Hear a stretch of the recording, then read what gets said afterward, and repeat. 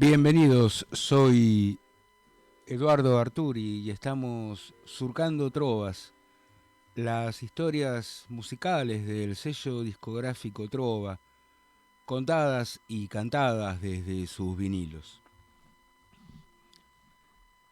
El Salvador es la república de menor superficie dentro del continente centroamericano. Recostada sobre el Océano Pacífico, limita al norte con Guatemala, al noreste con Honduras y al sur comparte el límite con Nicaragua sobre las costas del Golfo de Fonseca. En 1969, la República de El Salvador tenía 3 millones de habitantes y, como muchos países de la región, estaba controlado política y militarmente por una alianza entre los militares, idiotas útiles de la élite terrateniente, y estos a su vez, idiotas útiles de los intereses comerciales de la por entonces poderosa y omnipresente United Fruit norteamericana. Bajo la explotación feudal y el latifundio, poco espacio quedaba para el campesino. El gobierno salvadoreño fomentaba la migración de su propia población hacia Honduras, una manera de aliviar los reclamos.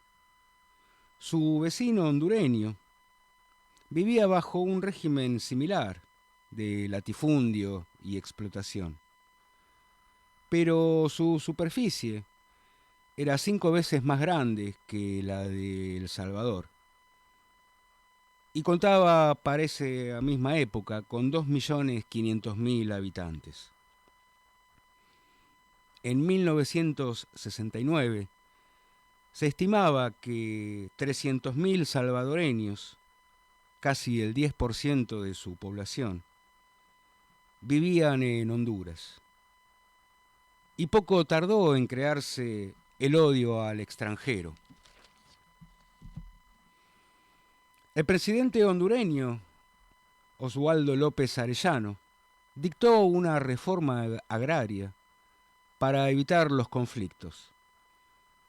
Claro que la reforma redistributiva de la tierra solo aplicaba a las tierras que ocupaban los salvadoreños, dejando de lado los grandes latifundios. Fidel Sánchez, el presidente de El Salvador, comienza a lidiar con los miles de compatriotas deportados de Honduras bajo esta reforma agraria.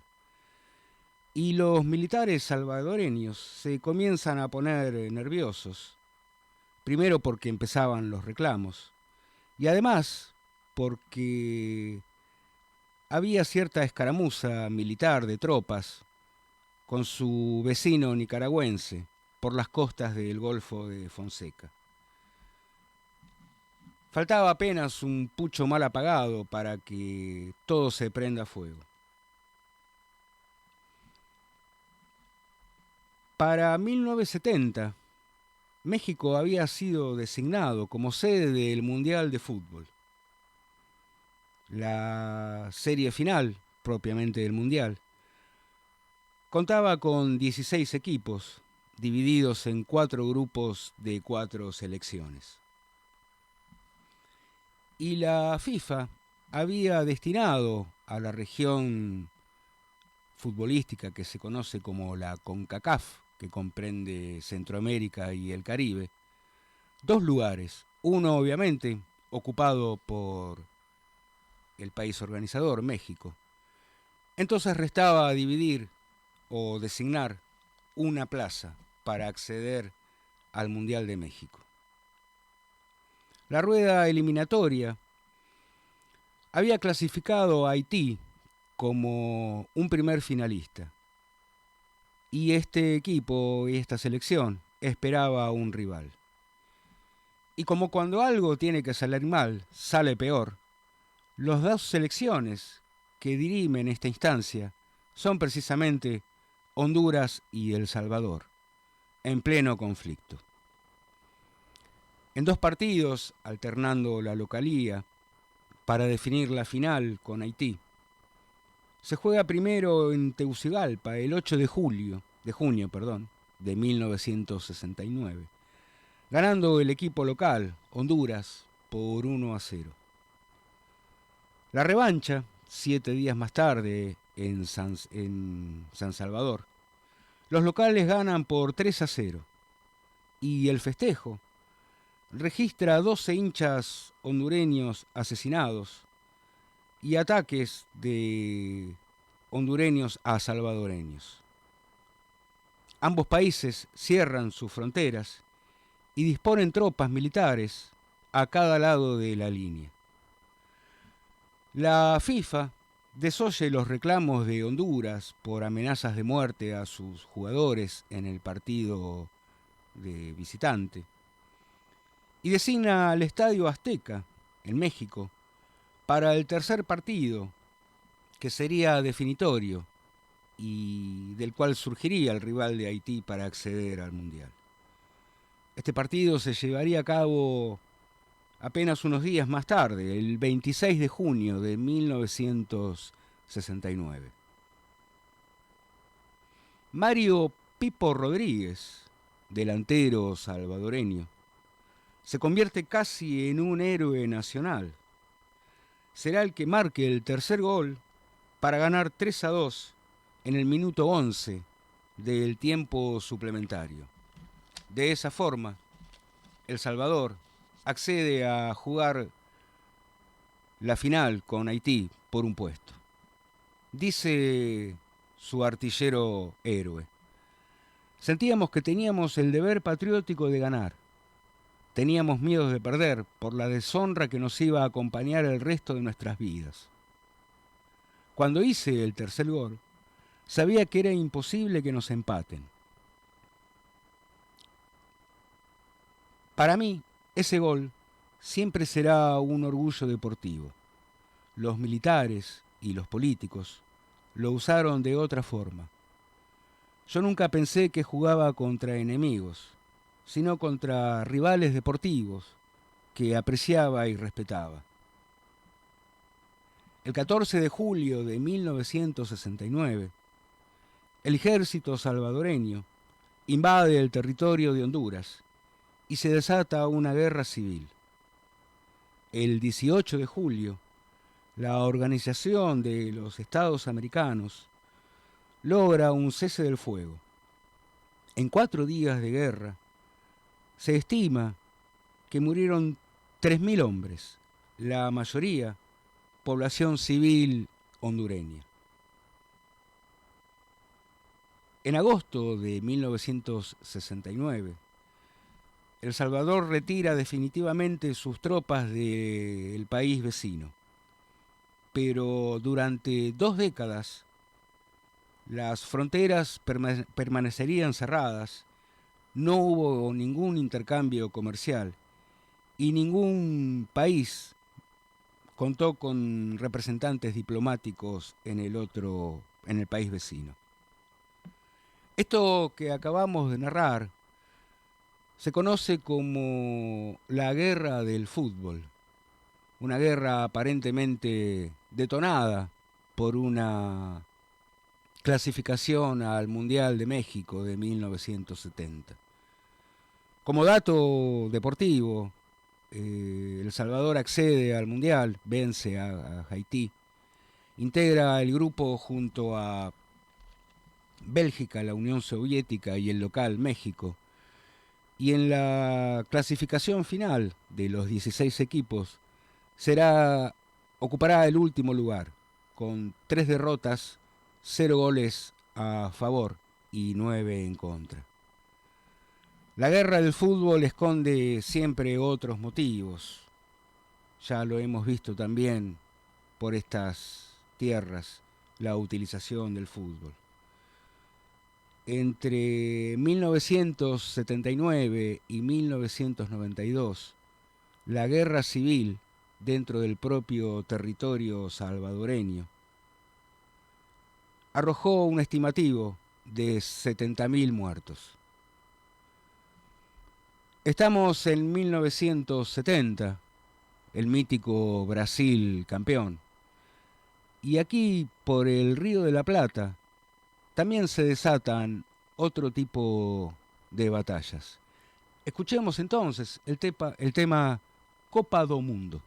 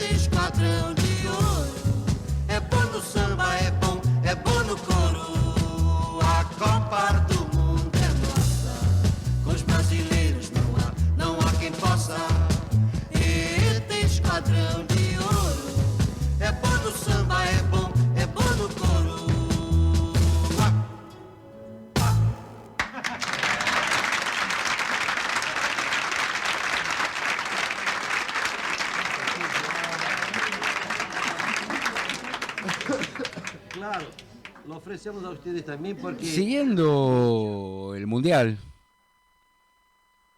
para 1969, Argentina juega su ronda clasificatoria en un grupo con 3 rivales, aparentemente accesibles. Bolivia, Perú serán los rivales que deberá enfrentar Argentina para definir una clasificación al Mundial. Es sabida la historia, pierde Argentina en Bolivia, gana de local en Buenos Aires frente al mismo equipo, pierde en Perú y en el último partido en la cancha de Boca, obligado a ganar, empata 2-2 con 2 goles del mítico Cachito Ramírez de la selección peruana.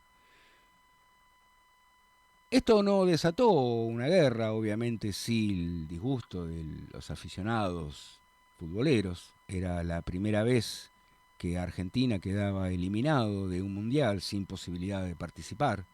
En las otras instancias que no fue por decisión propia, pero eso ya es otra historia. Pero otra guerra se libra en el Río de la Plata. Ya no es la de los porteños mirando con binoculares las aguas del Río de la Plata por la batalla del Graf Pi. Colombia y Brasil disputan el mercado de café en la Argentina. Y esto sería conocido como la Guerra del Café. Buenos Aires, particularmente, es conocida por su gran consumo de café. El café, no solo como bebida, es una institución. Y para esas épocas, el mercado de café estaba dominado por el café de Colombia. Brasil intenta captar el mercado argentino. Y a diferencia de la resolución que emprendieron salvadoreños y hondureños, decide, entre otras cuestiones de marketing y de publicidad, contrarrestar al mítico cafetero colombiano Juan Valdés, que venía en las publicidades con su burro y las alforjas a los costados repleta de granos de café. El Instituto de Café Brasilero organiza para 1968 una avanzada cultural musical. Para esto dispone las instalaciones del Teatro Gran Rex de la ciudad de Buenos Aires y organiza un evento multiestelar de músicas. y músicos. Participan en él Elis Regina, Vinicius de Moraes, Dorival Caymmi, Baden Powell, Oscar Castro Neves, y el éxito es francamente casi como impensado. Para esas épocas, la música brasilera era cosa que se editaba un poco, casi a regañadientes, para la época de los carnavales. Sigamos escuchando un poco más de este disco que hoy surcamos. Y como dijo Charlie, la alegría no es solo brasilera. Escuchemos el tema A Felicidade. Tristeza não tem fim, felicidade sim. Tristeza não tem fim, felicidade sim. A felicidade é como a pluma que o vento vai levando pelo ar. Voa tão leve, mas tem a vida breve. Precisa que haja vento sem parar.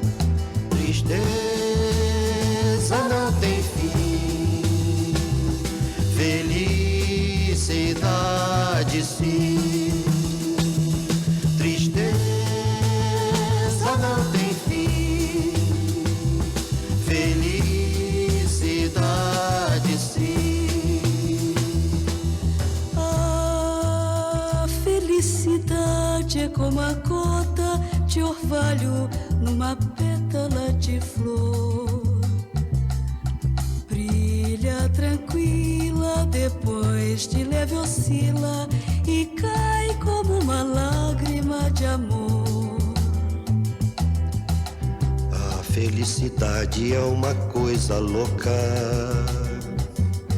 mas tão delicada também. Tem flores e amores de todas as cores, tem ninhos de passarinhos, tudo isso ela tem. E é por ela ser assim tão delicada que eu trato sempre dela muito bem. Tristeza não tem fim, felicidade sim. Tristeza não tem fim, felicidade sim.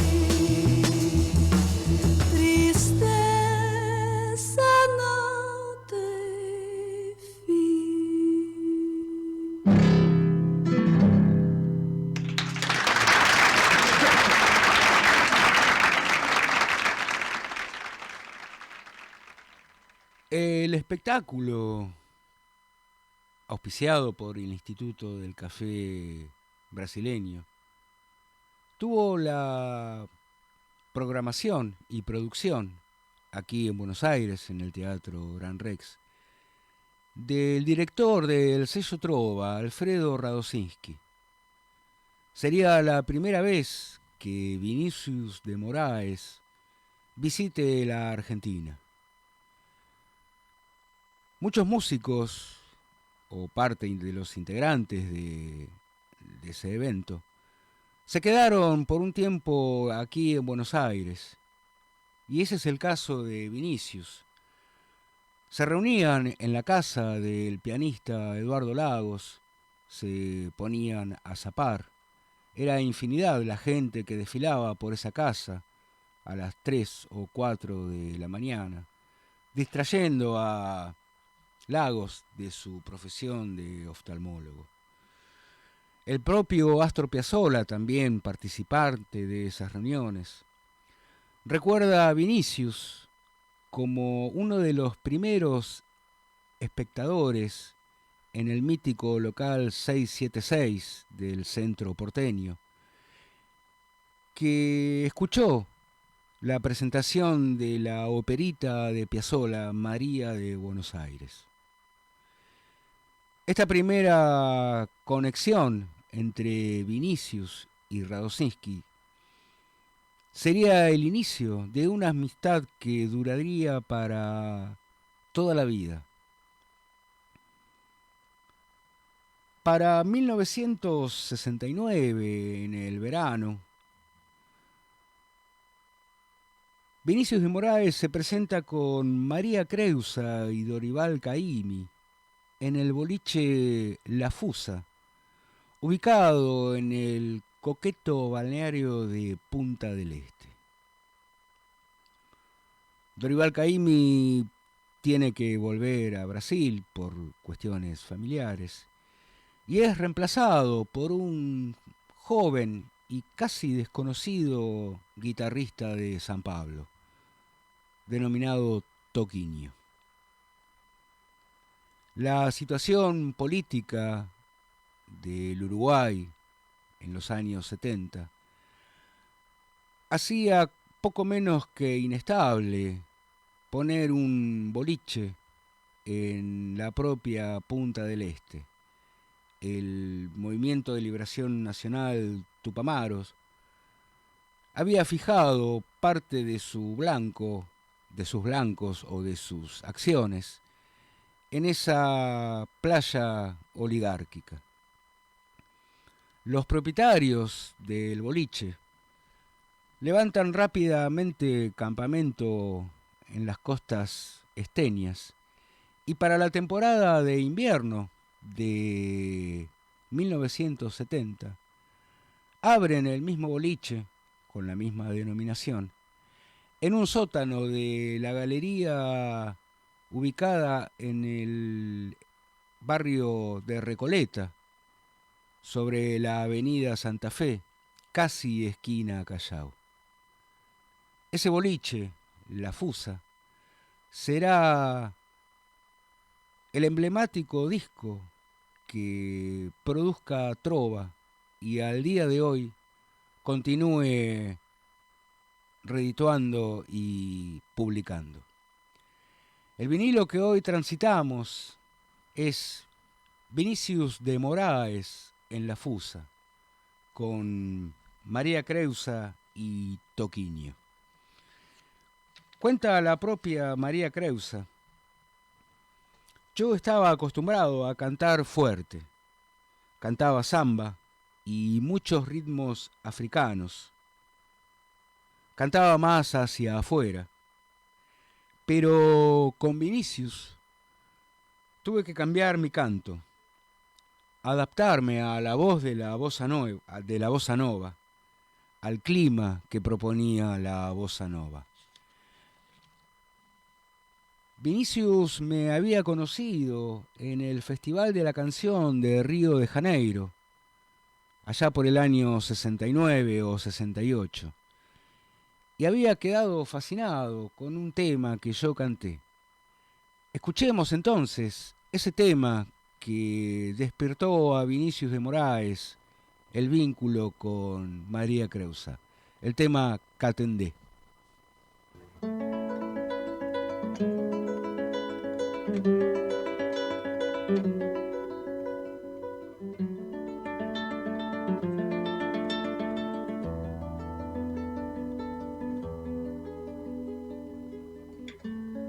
Meu catendê de lá de China,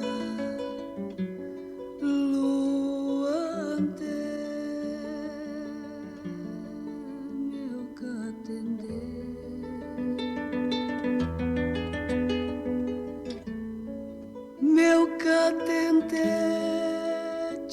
de China,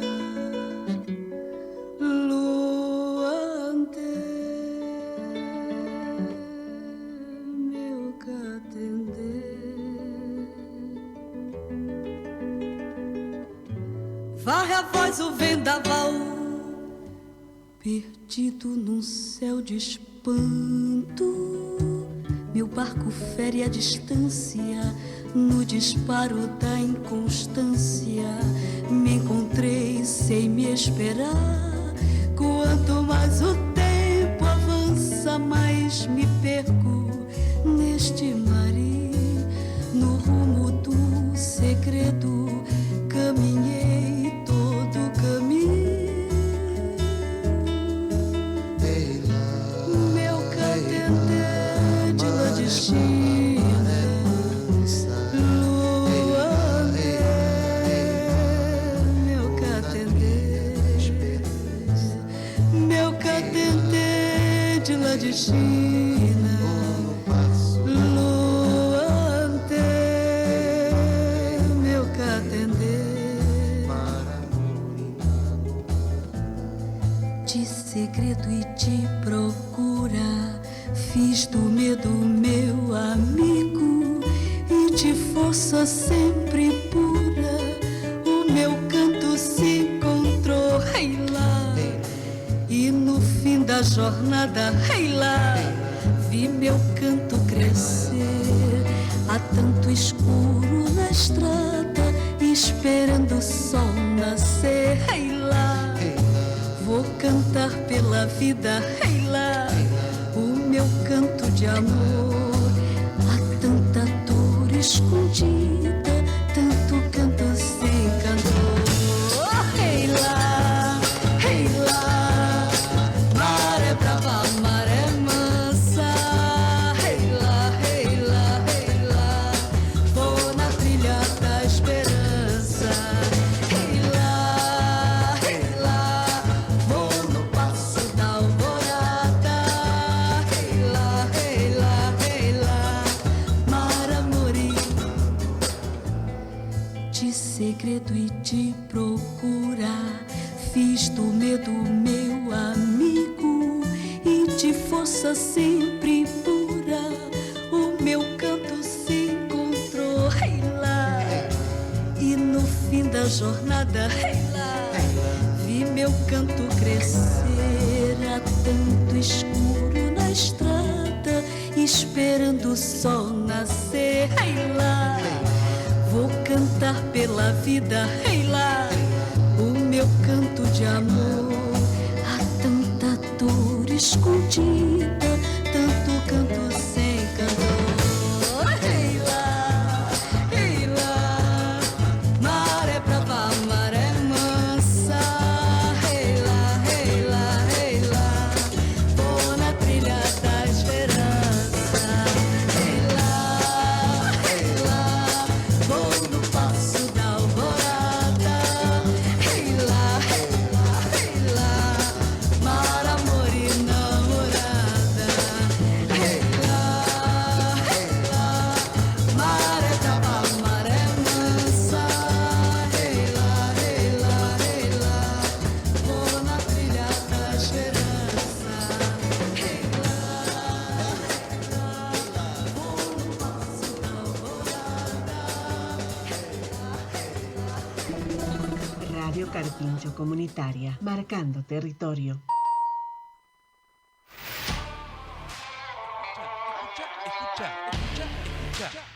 Escuchá, Surcando Trovas con Eduardo Arturi. Las obras del primer sello independiente de la Argentina. Todos los viernes, 19 horas. Escuchá Surcando Trovas en Radio Carpincho.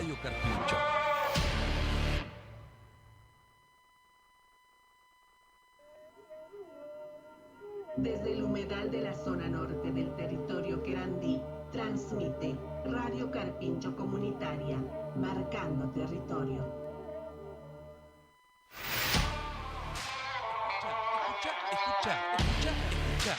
Escuchá la teoría de la ruta. El rock en el clásico de Daniel El Tano Petraglia. Todos los viernes, 21 horas, Escucha la teoría de la ruta en Radio Carpincho.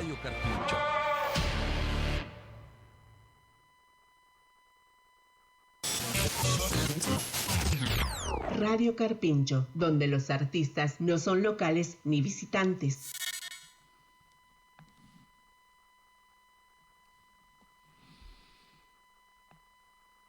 Marcos Vinicius da Cruz de Melo Moraes, 1913-1980. En 1927, mientras cursaba el colegio secundario, se hizo amigo de los hermanos Tapayós, con quien formó una banda y hasta grabaron una canción, Laura va Morena. En 1929 ingresó a la Facultad de Derecho, donde trabó amistad con el novelista Olivio Fabra, que incentivó su vocación literaria. Fue letrista de varias canciones de la época. En 1933 publicó su primer libro, El camino para la distancia, y comenzó a relacionarse con el escritor Manuel Bandeira, Osvaldo de Andrade y Mario de Andrade. Ganó en 1938 una beca de la Universidad de Oxford para estudiar literatura inglesa. Siguió publicando con regularidad y en 1943 entró al servicio diplomático, donde le asignaron destinos como Los Ángeles, París y Roma.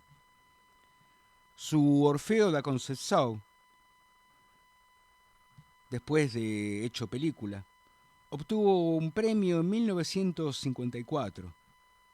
La música de la obra quedó a cargo del joven compositor Tom Jobim, lo que marcaría el comienzo de una amistad fructífera y de toda la música popular brasileña. Jobim tuvo la colaboración en las letras de sus canciones, como Lamento do Morro, Si todos fuesen igual a você. En 1958 se lanzó un LP en el que Elisette Cardoso cantaba estas canciones de la dupla: Luciana, Estrada Bronca, Canto de Amor, Llega da Saudade. Joao Gilberto tocaba la guitarra y ya en ese disco fundacional dejaba su marca con la banda que iba a caracterizar todo el movimiento de la bossa nova. La película Orfeo de Carnaval, basada en la obra Orfeo da Concepción, ganó el Festival de Cannes y el Oscar a la mejor película extranjera. No solo Vinicius siguió trabajando con Jobim, con quien hizo, entre muchas otras cosas, Eu sé que no vou ser de amor, Insensatez, sino también con otros músicos como Carlos Lira, Pitzinguinha, Baden Powell. Con este último compuso zambas ligadas a temas africanos como Canto de Oxalá.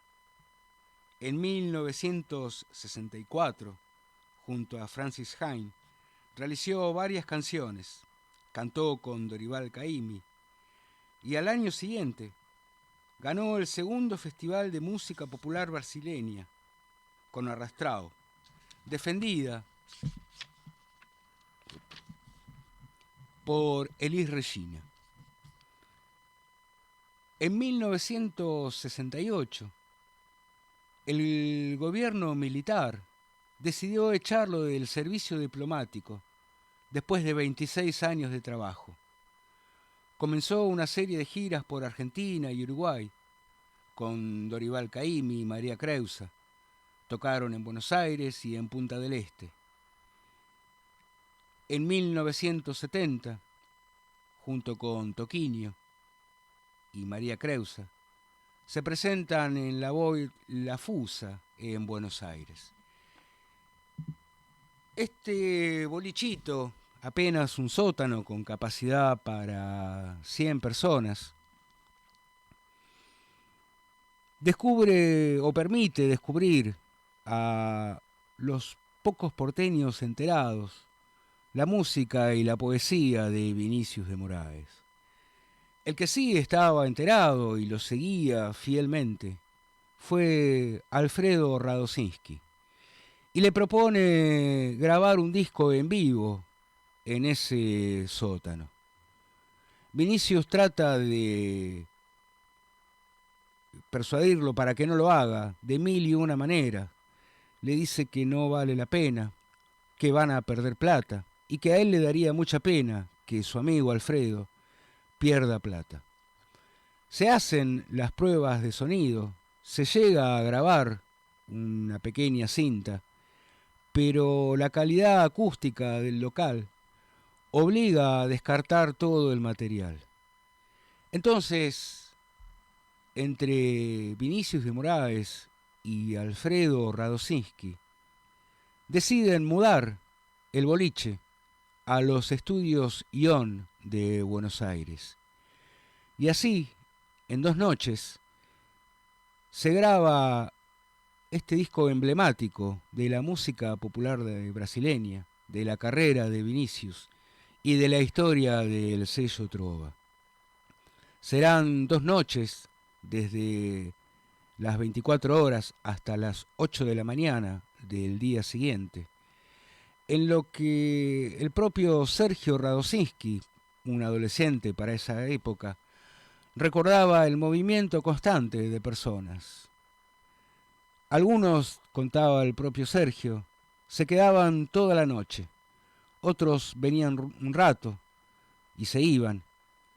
A la madrugada llegaban los que estaban de caravana por la noche porteña, y no pocos iban de traje y a las 7 de la mañana se iban para sus oficinas. Escuchemos entonces, si de emblemas se trata, el emblemático tema Garota de Ipanema.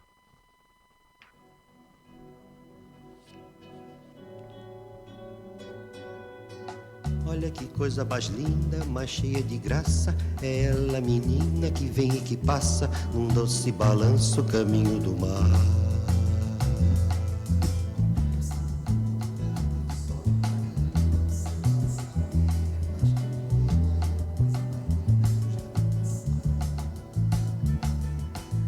Ah, porque estou tão sozinha. Que tudo é tão triste.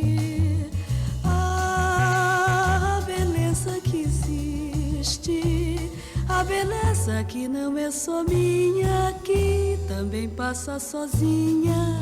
Ah, se ela soubesse que quando ela passa, o mundo inteirinho se enche de graça e fica mais lindo por causa do amor.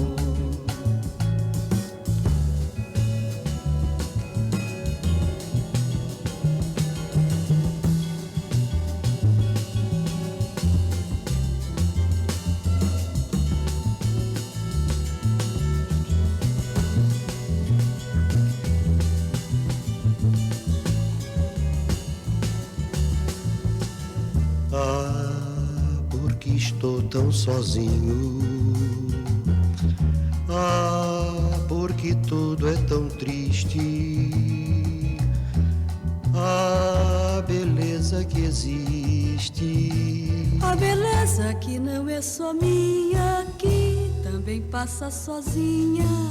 Ah, se ela soubesse que quando ela passa, o mundo inteirinho se enche de graça e fica mais lindo por causa do amor. Por causa do amor, por causa do amor.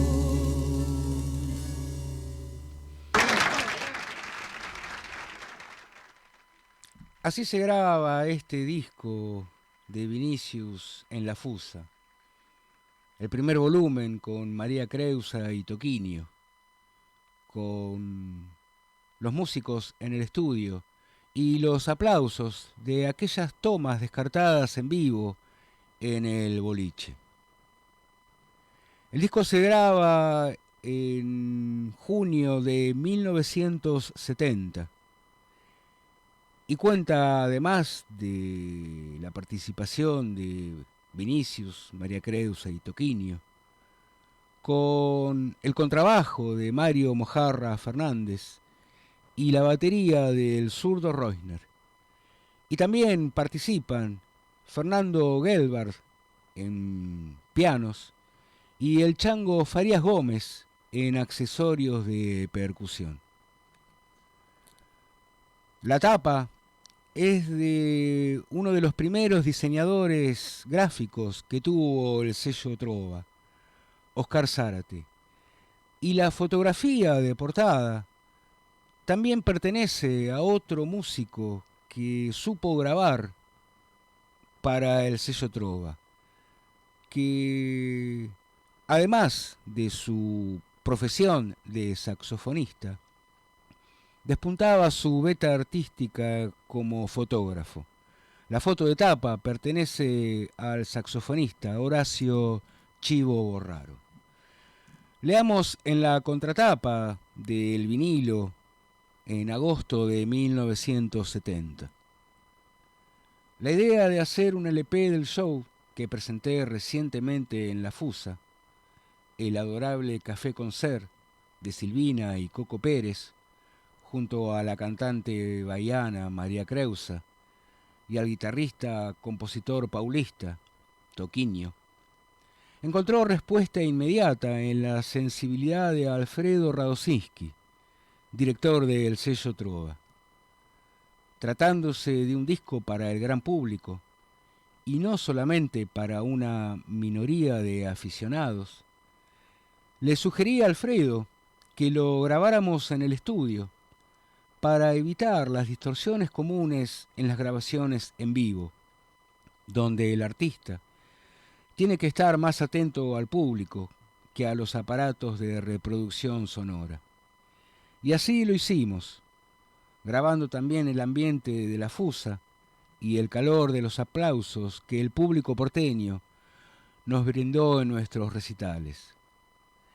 Este disco, además, completa nuestro deseo de alcanzar una mayor audiencia por el hecho de que no todo el mundo pueda asistir a espectáculos artísticos como los que se presentaron en La Fusa. Para vestir mejor a la música, resolvimos incorporar a un contrabajista y a un baterista junto a la guitarra de Toquinho. Le pedí entonces a mi amigo Alfredo que invitara a dos excelentes músicos argentinos, con los cuales había trabajado en noviembre de 1969 en el Teatro Embassy. Se trataba de Mario Mojarra Fernández y Enrique Zurdo Reusner, quienes cumplieron su labor a la perfección. Fueron 2 sesiones nocturnas que finalizaron con las primeras luces del día, totalizando 12 horas de trabajo en un ambiente de bohemia, de gran cordialidad, donde no faltaron los elementos primordiales: botellas de whisky y mujeres bonitas. Registramos nuestro show con aquel mismo espíritu de íntima comunicación e informalidad que nos gusta para transmitir nuestras canciones. El resto se debe a los oídos afinados del técnico Gerd Baumgarten y los buenos oficios de Mike Rivas, cuya colaboración fraterna agradecemos profundamente. Estas son el texto de contratapa escrito por el propio Vinicius de Moraes. Y sigamos escuchando este Vinicius de Moraes en La Fusa con el tema Samba en Preludio.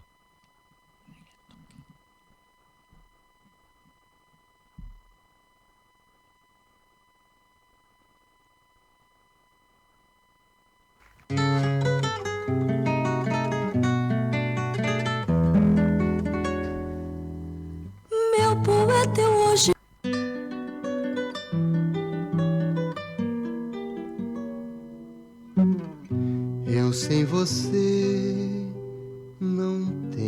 Por quê? Porque sem você não sei nem chorar. Sou chama sem luz, jardim sem luar, lua sem amor, amor sem se dar. E eu sem você sou só desamor, um barco sem mar, um campo sem flor, tristeza que vai, tristeza que vem. Sem você, meu amor, eu não sou ninguém. Ah, que saudade, que vontade de ver renascer nossa vida.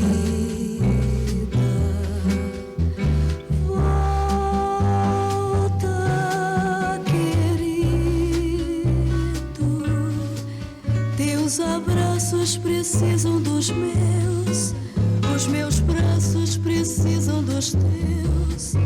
Estou tão sozinha. Tenho os olhos cansados de olhar para o além.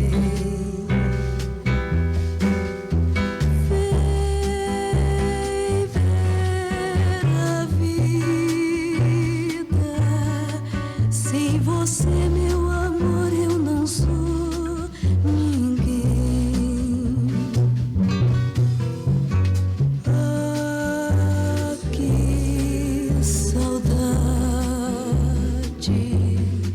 que vontade de ver renascer nossa vida.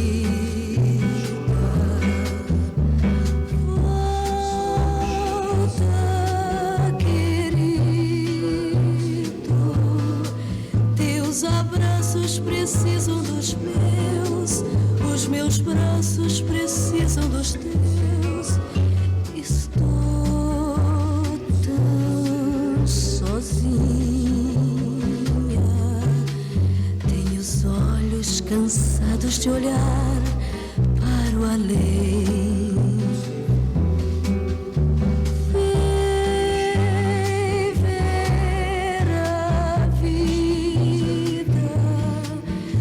Você, meu amor, eu não sou ninguém. Sem você, meu amor, eu não sou ninguém. Sem você, meu amor, eu não sou ninguém.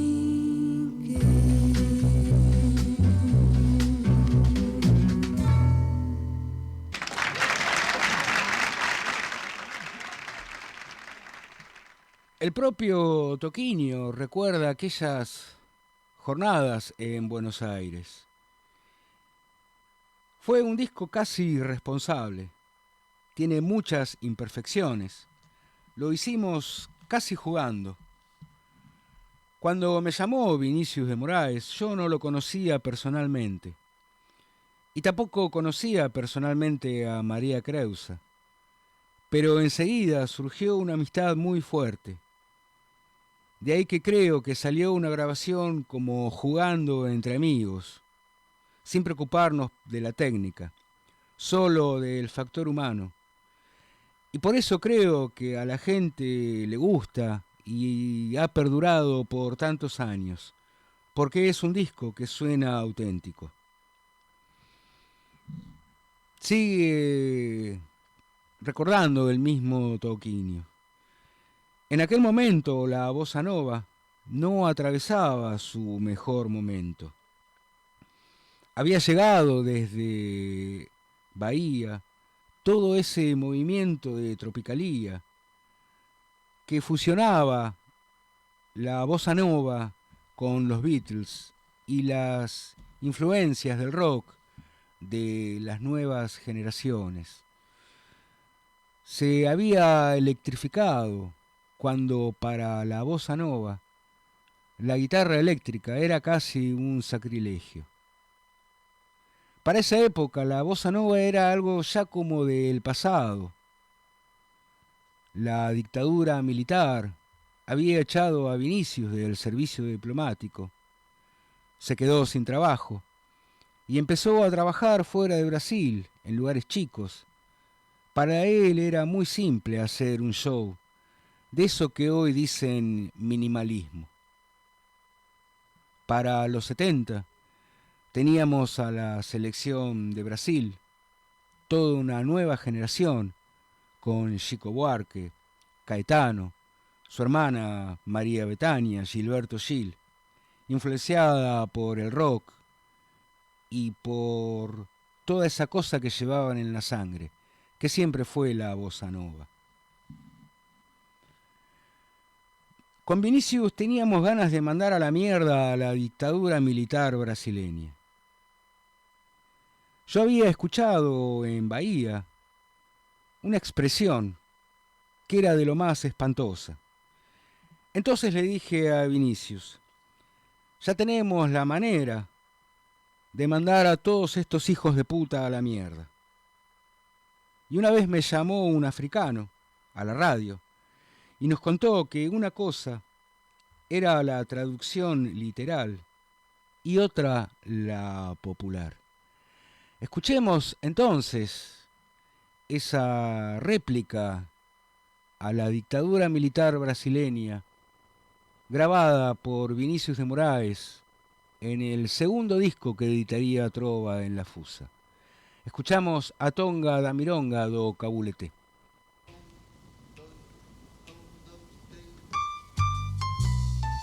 El Pipe, Toquinho, vamos a hacer esta canción que hicimos, a Tonga da Mironga do Cabulete.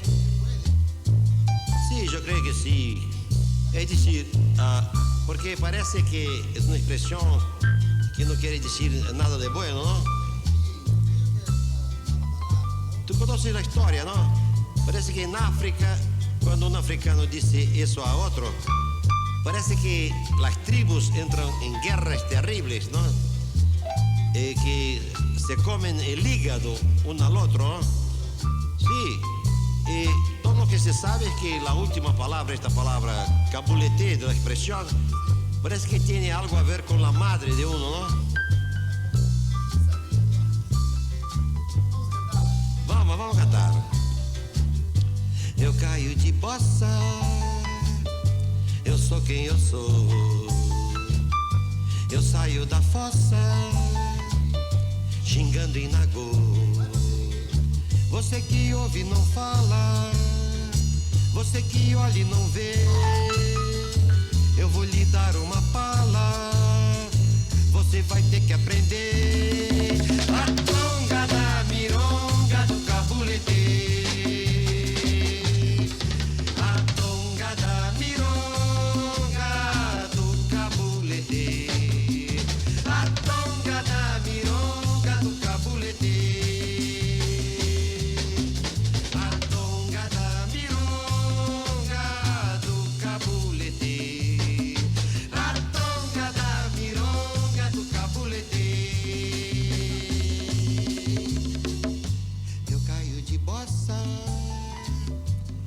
Quem eu sou, eu saio da fossa, xingando em Nagô.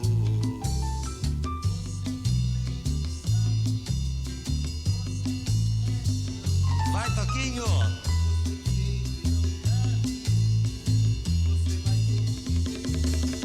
Na tonga da mironga do cabulete. Na tonga da mironga do cabulete.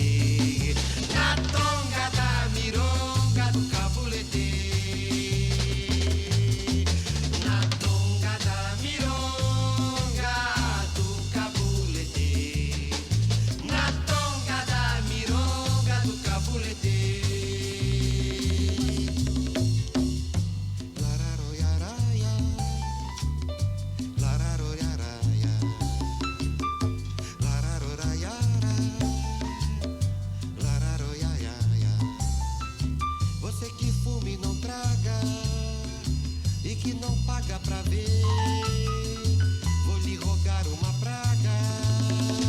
Eu vou mandar você pra Tonga da Mironga do Cabulete.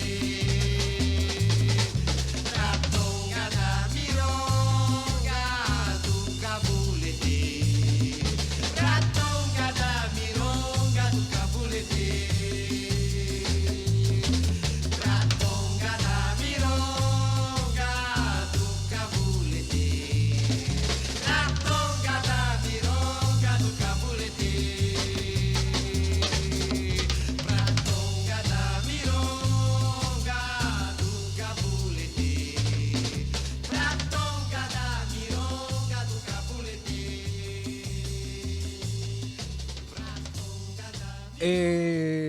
El éxito de el disco editado por Trova fue tal que entusiasmó a Alfredo Radosinski a realizar un segundo volumen. Para la temporada de verano de 1971, el boliche La Fusa había rancheado hacia la zona de Mar del Plata. Y así vuelve a funcionar este encuentro entre Vinicius y Toquinho. Ya no con María Creusa, que había sido madre hace muy poco, pero con una debutante, o al menos debutante para este país, la baiana María Betania. El disco se editará con las mismas características del primero, grabado en los estudios Ion en febrero de 1971. Aunque aquí el tema se confunde un poco. Tal vez porque haya sido un mito, cada uno aporta su versión. Hay quienes sostienen que este disco se grabó directamente en el boliche en Mar del Plata, con equipos especialmente diseñados para tal fin. Nosotros, de nuestra parte, preferimos contemplar lo que marca el propio vinilo, en donde figuran grabado en Estudio Ion en febrero de 1971. Quisimos recorrer mínimamente estos discos emblemáticos para el sello Trova, apartándonos un poco de las clásicas historias que se cuentan sobre Vinicius, su afición por las mujeres, sus 9 esposas, la excesivo gusto por el whisky. Y tratamos de aportar, como dice nuestro programa, pequeñas historias musicales cantadas desde sus vinilos. Terminamos este programa de hoy agradeciendo a Radio Carpincho por el espacio, a Sergio Albino en la operación técnica, al Ferchu Gargano por la digitalización de los vinilos, y con una sugerencia del propio Vinicius de Moraes, escrita en la contratapa de este segundo LP.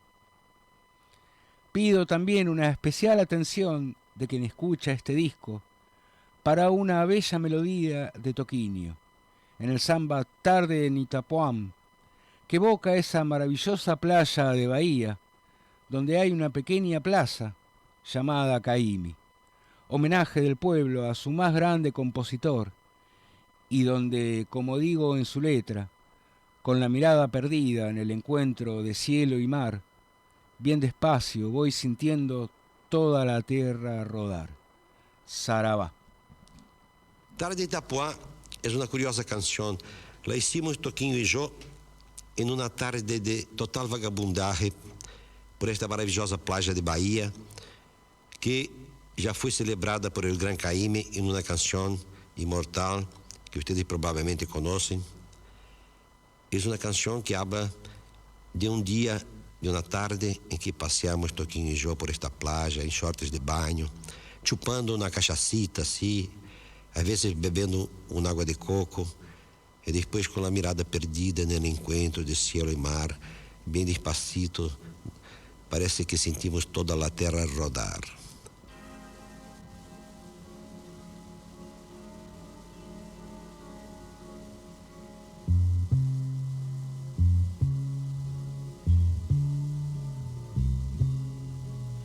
Um velho calção de banho, o dia pra vadiar, um mar que não tem tamanho e um arco-íris no ar.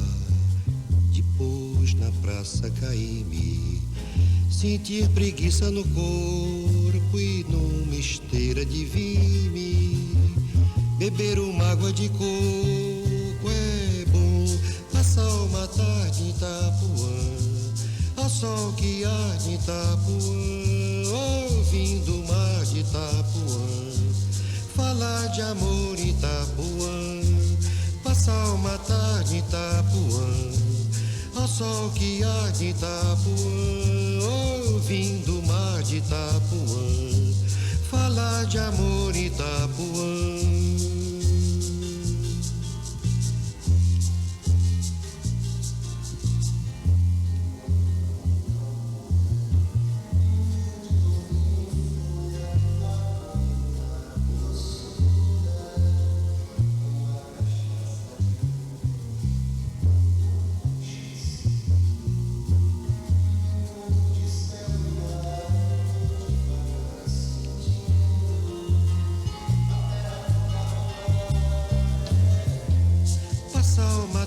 Itapuã, ao sol que arde em Itapuã, ouvindo o mar de Itapuã, falar de amor em Itapuã, passar uma tarde em Itapuã, ao sol que arde em Itapuã, ouvindo o mar de Itapuã, falar de amor em Itapuã.